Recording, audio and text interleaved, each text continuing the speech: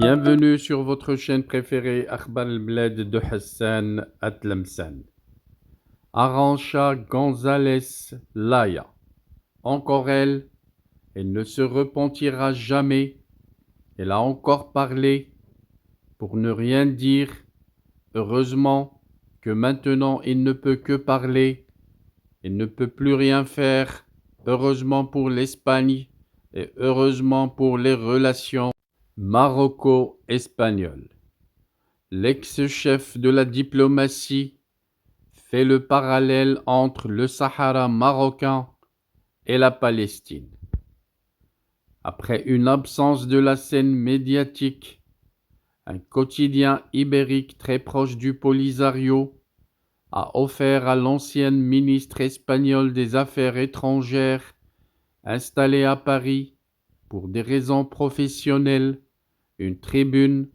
La question du Sahara occidental a bien évidemment occupé des passages dans l'interview d'Arantxa González Laya.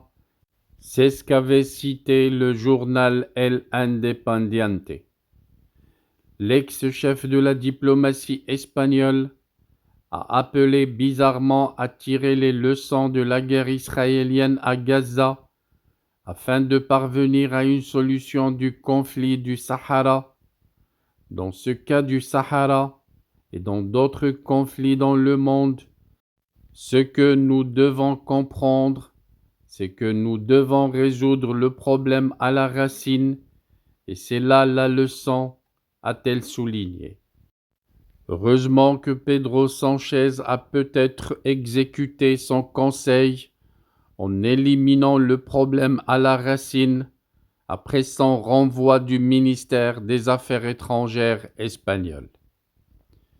La grande leçon de ce qui se passe actuellement à Gaza, précise-t-elle, est que nous pensions que le conflit entre Israël et la Palestine pouvait être résolu en résolvant le conflit entre Israël et ses voisins, laissant la partie palestinienne de côté à une date ultérieure, et ce que nous avons réalisé, c'est que ce problème ne peut être résolu sans négociation entre Israël et la Palestine, a expliqué Madame González Laya. Des propos très diffus, très bizarres, et surtout qui peuvent avoir double explication. Elle est comme ça, Arantxa González Laya, toujours bizarre, toujours étrange, et toujours elle laisse la place à plusieurs interprétations. Sur le dossier du Sahara, elle a prescrit la même recette.